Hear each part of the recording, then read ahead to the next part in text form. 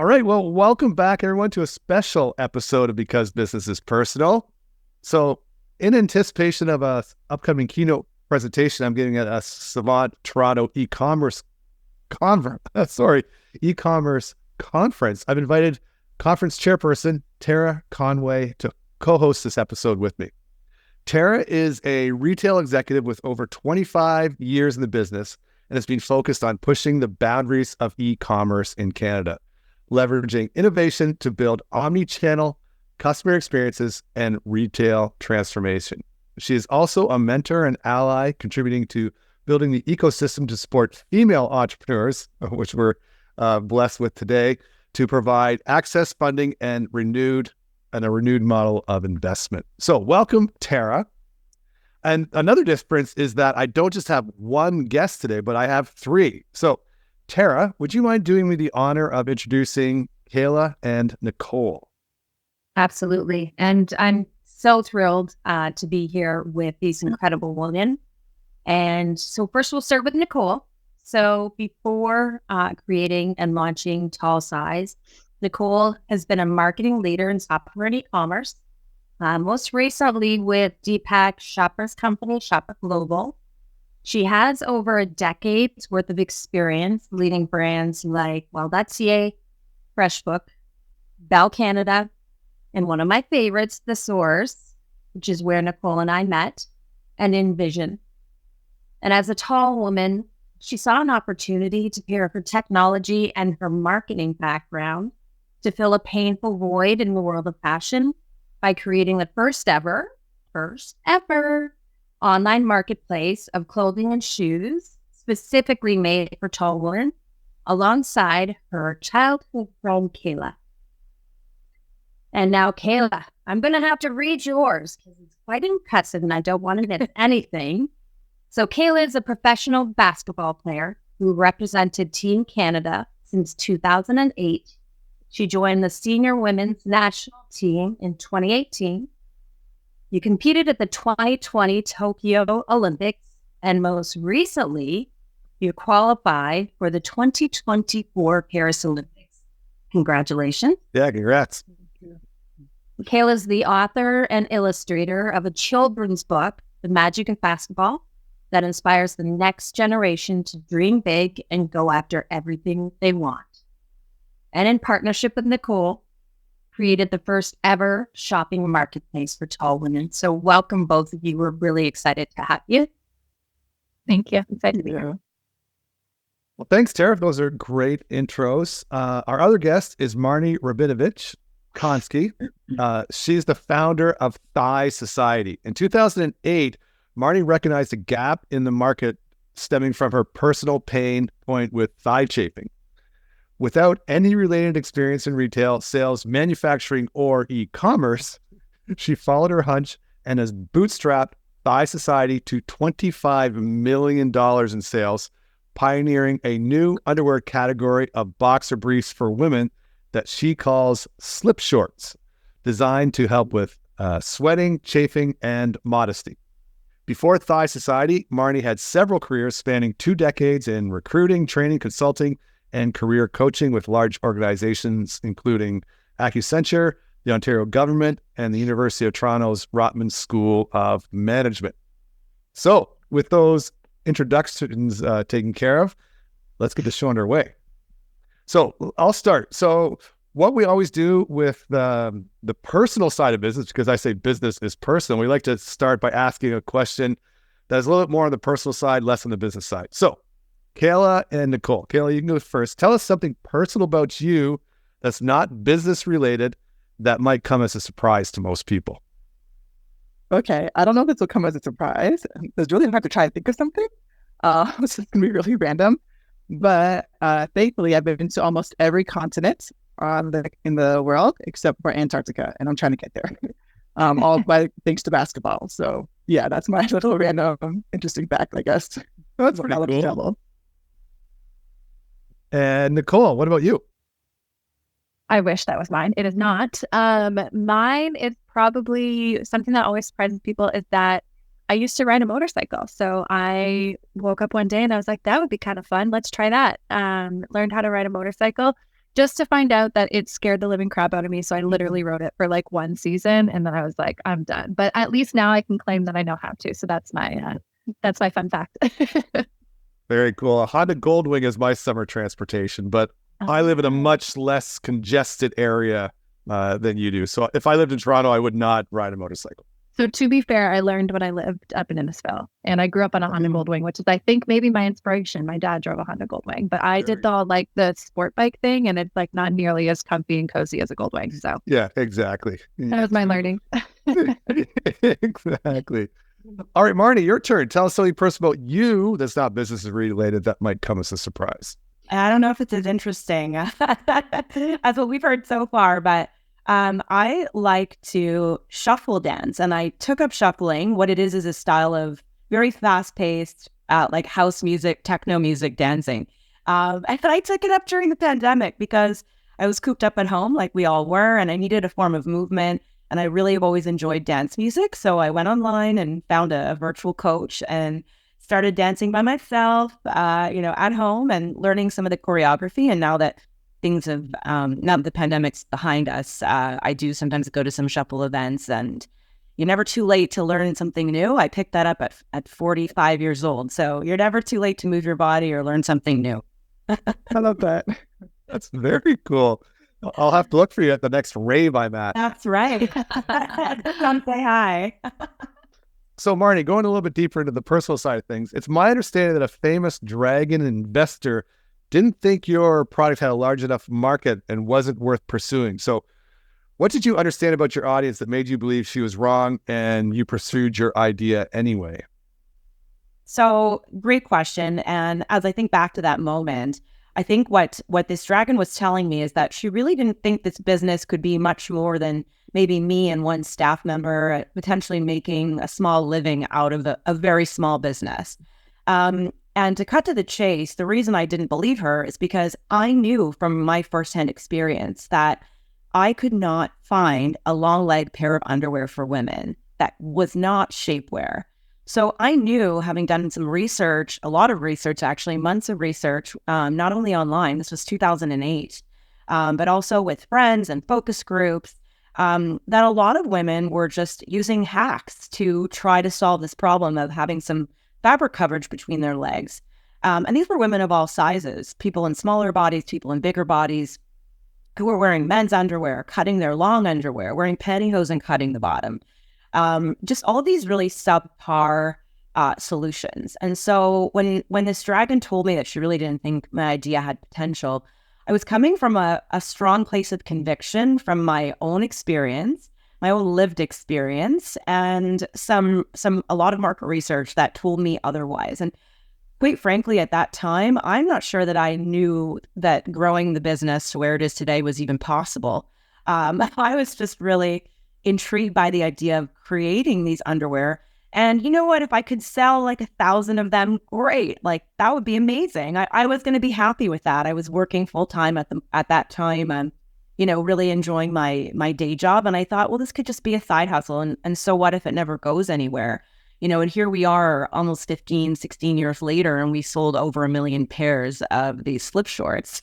So clearly there's demand for it. So yeah, that's ultimately came from my own personal conviction and belief in this. And I done my research, and I don't fault her for giving me that advice. I think she was coming from a place of her lived experience and some assumptions about the fact that, shapewear would be the solution that most women would gravitate towards for preventing thigh rub and sweating and whatnot. So, I think now she might have a different opinion, though. I guess so. The first chapter of my book, Empathic Marketing, is all about desire and understanding what that desire is. And have you guys seen the Seinfeld episode where Kramer and Frank Costanza want to sell the man's ear? The brassiere for men. Yes. And that's going to interest. And that's interesting because there is a need for a man's ear, but there isn't the desire for it. And you have to have those two things combined. And Marnie, you clearly found a market that had a problem that wasn't being addressed, and the desire was there. You didn't create the desire. The desire is already there, and you were able to provide a solution for that. So that's amazing. And Kayla and Nicole, similarly, what challenges does your audience possess that weren't being addressed? And what have you done to communicate with that audience to ensure your message resonates with them? So similar to Marnie, we also were solving a problem that was a lived experience. Nicole and I are both tall women. Nicole's 6'4", I'm 6'4". And tall women have existed from the beginning of time, yet they are completely ignored and overlooked by the fashion industry. And this is even though we're considered a niche industry, this is an industry that involves over millions of women across the USA and Canada alone. So for us, we were like, okay, how can we solve this problem? The problem is there, the need is there. We're living proof of that. And we believe that we just listened to building this, our tall size, we were listening to our community of what they wanted. And one of the things I love about what we've built with tall size so far is that it's been really like community led. So originally it was just me and Nicole just trying to solve, okay, how can we make it easier for tall women to shop and find clothes and shoes that fit? And then as we started building our community of building tall size, we built a community of tall women. And through listening to them, we realized and have evolved our business as a result of their feedback. So for example, first it was just about, okay, we can't buy clothes. It's impossible to shop. The stores that do have clothes, they don't provide our sizes, they don't provide our lengths. If they do, it's limited quantities, and most of the time it's sold out. So we're like, okay, well, why don't we create a marketplace where we can partner with the brands that do cater to tall women and have them all in one place, one shopping cart where tall women can shop. That was the first iteration. And then after that, from listening to our customers, like, okay, this is great, but we want in-person shopping because, again, we can't do that as tall women. So then we layered on our pop-up shops. And that was just through listening to them, allowed them to be able to shop in person with multiple brands in different locations. And then from there, we just kept listening and growing. And it was allowing us to build tall size into what it is today. But again, it was like a lived experience, something that this has been affecting tall women forever. And Nicole and I, we just got tired of struggling and decided, okay, what can we do to solve this issue? What can we do to solve this problem? And another thing too, with respect to like listening to our audience, and like communicating to them, one thing that I love too is that for our business, it's not Nicole and I at the forefront. We try to show our customers, because tall women come in a variety of different shapes, sizes, races, ethnicities, backgrounds. Like being tall does not discriminate. It affects anybody. So we try to represent that and show that whenever we do anything that's tall size, whether it's on social media or email newspaper or email newsletter marketing, whatever the case may be. We want to make sure that our audience and our community is the one that's at the forefront, that their voices are heard. Very cool. So most e-commerce businesses sell digitally, and that's it. And you have these pop-up shops. So Nicole, could you explain how the pop-up shops work a little bit more? Yeah, sure. So like Kayla mentioned, once we had our kind of online platform in place, a lot of feedback or what we were hearing from our customers is like, this was so amazing. I had no idea half these brands existed, but I also had no idea half these brands existed. So like, what is the quality of these brands? How do they fit? There seemed to be some hesitancy to shop from some of these brands. And so we just kept hearing like, oh, I wish I could just walk into a store and try stuff on like a normal human being. And Kayla we were like, us too. We want that experience too. And I think at first, it was a bit overwhelming to think about like how we would be able to pull that off, because I think like the traditional way of going about that is getting a storefront and like holding all this inventory, and it just wasn't going to work for us. I think something that Kayla and I have learned is our market is a niche market, but it's extremely spread out. And so it wouldn't solve the problem to the magnitude that we wanted to if we were just in Toronto, if we were just in New York. And so Kayla and I kind of challenged ourselves to figure out like, how do we bring this in-person shopping experience to as many tall women across the US and Canada as we possibly can, to help with trust, honestly, and community building. And so the way we ended up doing that and executing on that is through QR code technology. So what we ended up doing is we work with about 15 or so of our brands that sell through our online platform. And we pop up in different cities. So we're going to 8 different cities across the US and Canada this year. And we essentially are there for a weekend. We pop up a store. Women come out. We've had women drive up to 13 hours to come out and shop with us at these, which is pretty insane. We've got people flying in for them. So they kind of come out to us. And they can shop from all these different brands. We've got fitting rooms, et cetera. And it all works the exact same as a normal store. The only difference is at the point of purchase. So instead of taking all the stuff that you tried on that you want to go and buy, instead of taking that up to a checkout counter like you normally would, we have little like QR code lounges, we call them, where they kind of just sit down, they get comfy. We've got drinks, we've got snacks, and they just pull out their phones because everybody has a phone on them at all times. And each one has a little hang tag with a QR code on it. They just scan it. It brings up the product on our website. They add it to their cart in the size and color that they tried on. They build their cart, and then we have incentives for them to place their order in store, and they place their order, and then we work with our suppliers to just ship all the product to them within 3 business days after the pop-up. And so it's been kind of cool. It's a little scary because Kayla and I weren't sure if people were going to be down for that shopping experience, but I think something we've learned with our customers is they're like, we don't care what it looks like, just give us the clothes. We'll do whatever it takes. So that's how we've been able to kind of do this feasibly and go to as many different places as we possibly can. It's been really fun. Well, that's a super cool, innovative, imaginative hybrid model. I've never seen it. That's amazing. Congrats. Thanks. That's amazing. Thanks. Good work, ladies. I love it. And I love that you think about QR codes of 10, 15 years ago when they had a splash and then they all went away. And now you're actually, leveraging the technology in a way that makes sense for your customer and not having to hold the inventory is a nice perk. And I think even COVID, I think QR codes kind of had their comeback during COVID, right? And so I think something that Kayla and I thought about is we were lucky in the sense that we started doing these after COVID. And so everyone was super familiar with scanning QR codes, whether it was for menus or to fill out forms or whatever it was. And so it wasn't like this new thing that we had to like resurrect from the dead. It was kind of alive and well. And we just found like a different way to kind of utilize them for our needs. Fantastic. And Marnie, I think about your product, and I'll tell you my hack. I used to play baseball, so I would always use my sliding shorts. And that is the easiest. That was it. I mean, not attractive, not beautiful, but they did what it needed to do. Right. So many would think that your product is niche. And as you've explained, there's a much larger audience for it. In many cases, many of the audience might not know that there's something out there to solve the problem for them. How are you leveraging digital and technology to reach your customers and to explain to them, yes, we have a solution? Mm-hmm. I mean, we leverage paid social marketing through Meta and Google. And I would say, it drives most of our, if not all of our new customers to our website. I tell a lot of new founders and startups and also, bigger business, you have to spend money, for better or worse with these huge platforms, because that's how you're going to get eyeballs on your product. And my chief marketing officer likes to say that everything originates with a paid ad.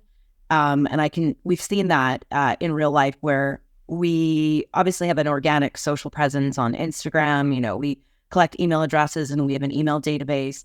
But when we get press, and we get organic press, which is becoming even more and more rare in this day and age where so much advertising is pay to play, oftentimes we will know that the person who was writing a piece about us or including Thigh Society in a bigger articles, about like travel essentials, for example, she's seen an ad from us.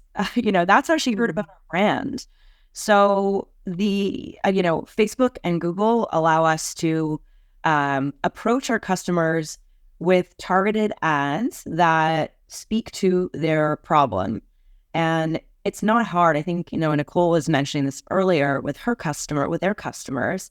The woman who needs this knows immediately what it is that we're offering.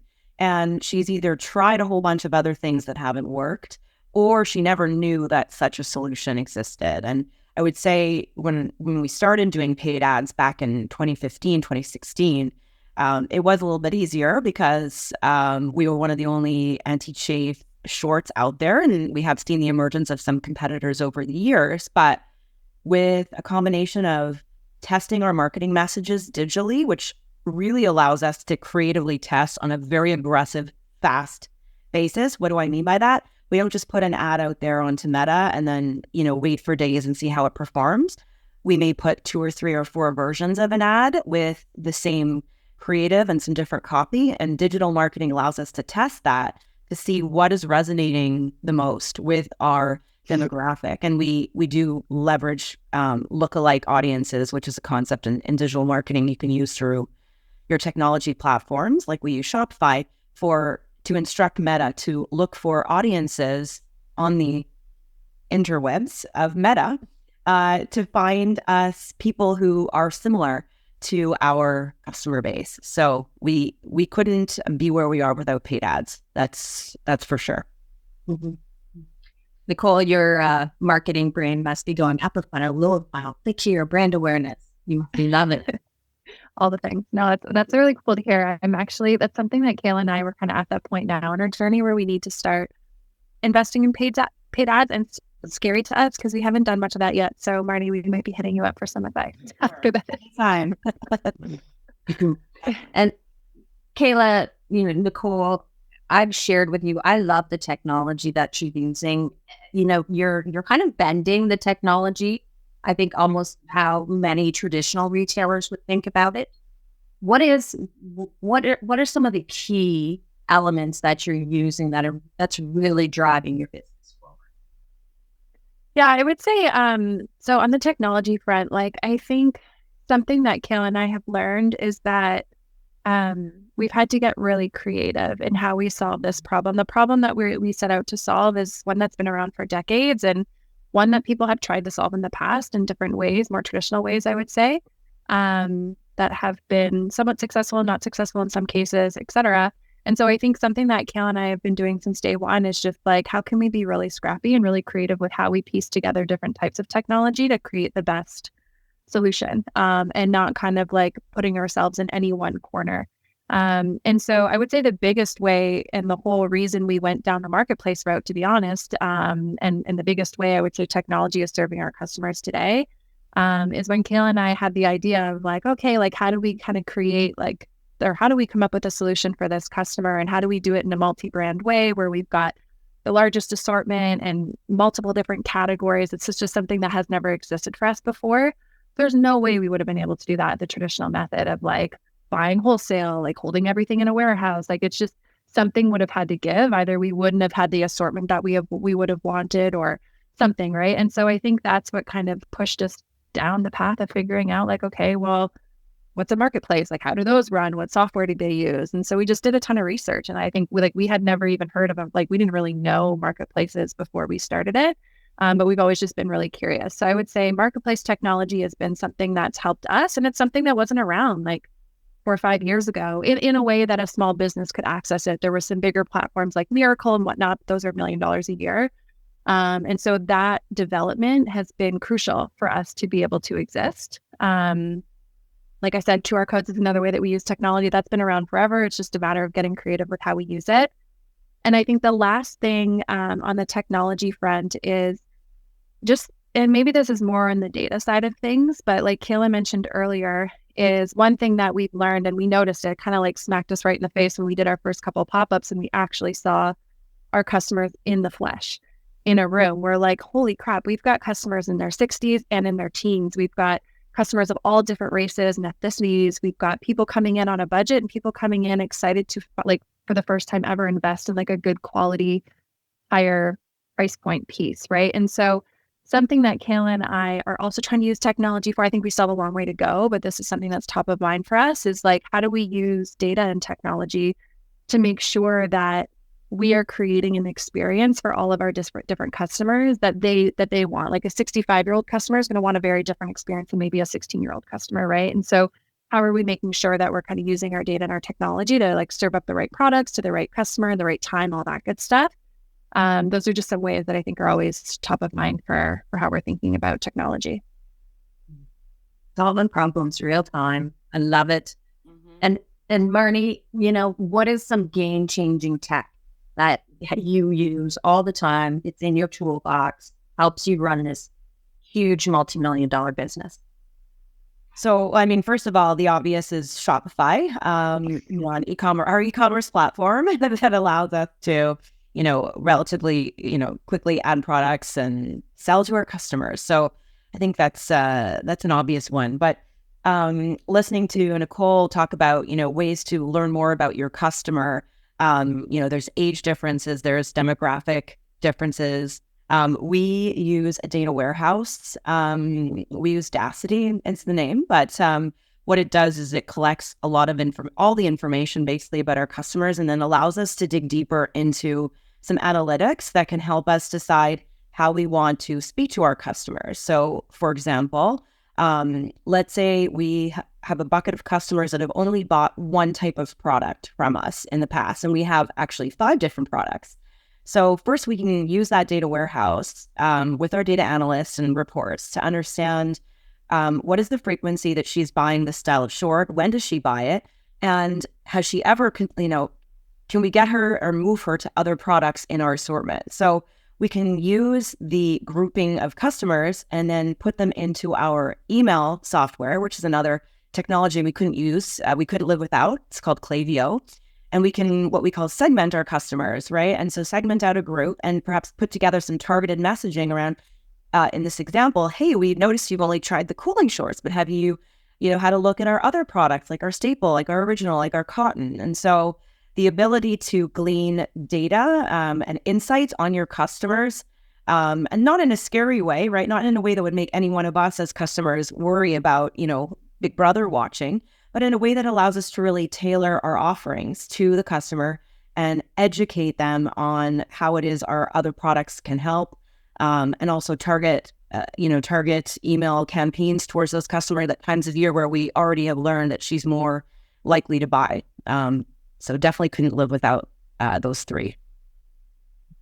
Well, in the world, you mentioned data and how important it is. And I feel like right now in the retail environment, in the technology environment, you can't escape AI and how it is the silver bullet that is going to transform and solve all of our problems.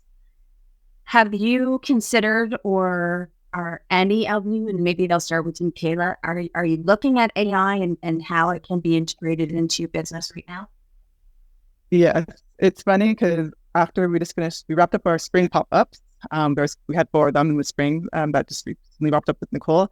And one of the big things that we noticed is sizing. So because we have so many different brands, their sizes might vary from brand to brand. So you might be a medium in one brand, but then you're a size 12 in another brand, or you're a 36. Like, it varies, like their sizing charts. And one way we would love to use AI is to figure out a tool that would be like, okay, this is your measurements. In this brand, you are this size. In this brand B, you're this size. Brand C, you're this. And it just automatically tells them, okay, so if you want to get this or this, this is your sizing. We think that would help a lot because that's been one of the things we're trying to solve around with tall size and just having the multi-brand platform.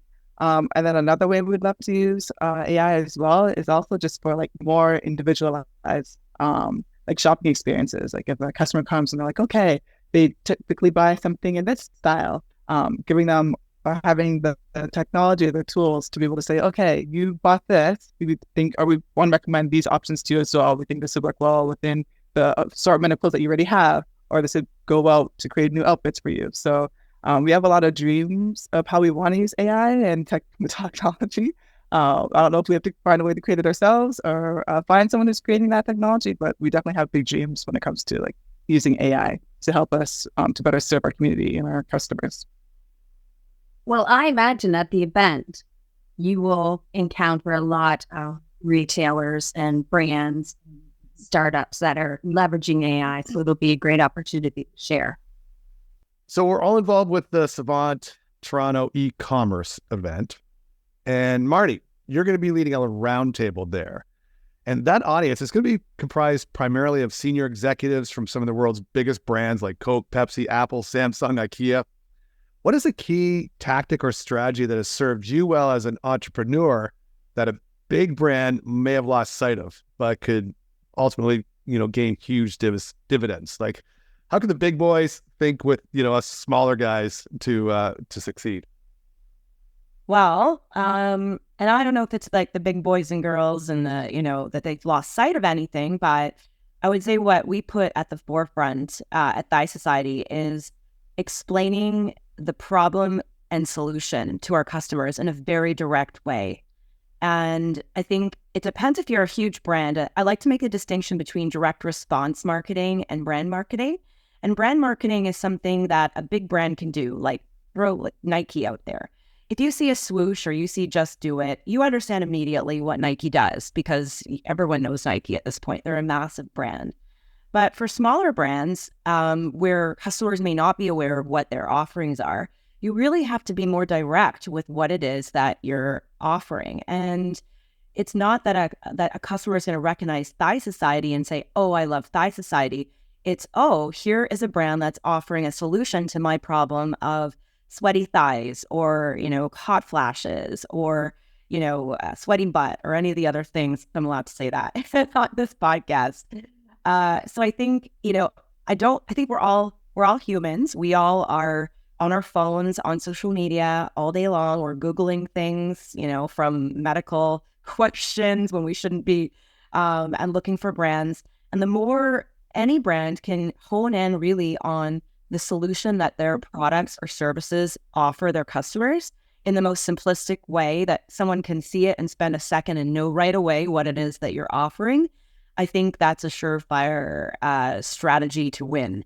Because I think we tend, especially in smaller businesses as founders, we may try to overcomplicate things sometimes, and we're navel gazing in a way that we can't really see the bigger picture of who we're trying to attract. And knowing that we need to get eyeballs on our advertisements and on our website, we need to be very clear and succinct with how our products are going to help that customer. And I think that's, no matter what your size business is, that's something you can benefit from, rather than just doing some brand play about who your brand is. Tell your customers what it is you're solving for them. That's huge. And that's actually something I'm going to be speaking about in my presentation on the second day. And I'm going to use Samsung as an example of my talk. So Samsung, if you're watching this podcast, don't pay attention now, because you're going to learn about it on the second day. But Samsung's like Nike, one of these huge brands that relies on their brand awareness, right? You just have to say Samsung, you know what it is. Say Nike, you know what it is. But I have in front of me, if this is on video, you'll see I've got a flip phone, right? I've got a Samsung flip phone. Look, you guys are all like, Marty, you're looking like, oh, wow, I've never seen that, right? I did like 10 years It's a modern, ago. Not that one. yeah, it's a modern phone. But the thing is that look of surprise that you just had, Marnie, is what pretty much everybody has when I show them my phone. And this is something where a huge brand like Samsung can go back to the basics like you're talking about, because I'm just out and about all the time. And I just like, the reason I have it is not because I want to pretend I'm Captain Kirk and flip it open my phone, but it just fits really easy in my breast pocket, right? I don't want to carry a tablet around with me all the time. And so there are real problems that today's phones present that Samsung's not addressing. And so it doesn't matter how big your brand is, you've probably got a product that is smaller that your audience doesn't know about, that you need to go back to grassroots marketing for, right? And that's exactly what you're talking about. Mm-hmm. And totally, just to add, I mean, you just said, threw it in your pocket, your shirt pocket, because you don't always want to carry it in your jeans. It's thinking about use cases to tell the customer. Sometimes people don't even know that they need something until you show them how it can be used in their day-to-day life. So, we're always working on other use cases to try to remind our customers that our shorties are good for this, but they're also good for that. And so I think any brand can benefit from that. Exactly. And so Kayla and Nicole, same question. What is a small business entrepreneur strategy or tactic that some of the big players could benefit from? I think, as someone who's come from the last decade or so in corporate worlds, I think it's just a renewed vision and scrappiness. So looking at the same problem that maybe you've been trying to solve for the last 10, 20, 30, depending on how long these companies have been around, looking at that same problem in all new ways. Like, I think so much has changed, right? Like, consumer mindsets have changed, markets have changed, technology has changed. And so I think what we're building at Tall Size is the perfect example of that. It's been attempted in the past in more traditional ways that haven't always been successful. And it's only because now that there is marketplace software that exists out there that we can take advantage of. The consumer mindset, even from our pop-ups, for example, like, I don't know, maybe 5-10 years ago, if someone walked into a store and you said you had to scan a QR code and someone's going to ship something to you, they'd be like, what are you talking about? Right. And so I think just those shifts that are happening all the time, I think what we're hoping to be able to inspire folks at the event is just looking at things in all new ways and getting creative with how you go about doing that. It's getting out of your day-to-day, talking to different people, maybe running some like brainstorm groups with your customers or something like that. But there's so many new, creative, scrappy ways you can come at solving the same problem that you've been probably like on the hamster wheel with a lot of similar solutions for the last little while. So that's kind of our takeaway there. All right, cool. So Nicole, so what can attendees expect to hear from you during your presentation at in Toronto? Honestly, it's going to be a little like an expansion on that. Just kind of our journey as two women pretty early in our journey so far, and how we have kind of tackled this massive problem. It's a global problem that's been around for decades and decades. How the two of us, we're still pretty much just the two of us. We have a few contractors that help us out, but like how the two of us have been able to kind of just take advantage of the here and the now and the resources we have available to us, to solve it in all new ways that, from what we've been able to glean so far, is that our community has been really responsive to. A lot of the brands that we work with have been really responsive to. So yeah, we're just hoping to kind of share our journey a little bit, and maybe that'll inspire some folks to just look at things with a fresh perspective. I'm sure it will. And Marnie, what are you going to share in Toronto?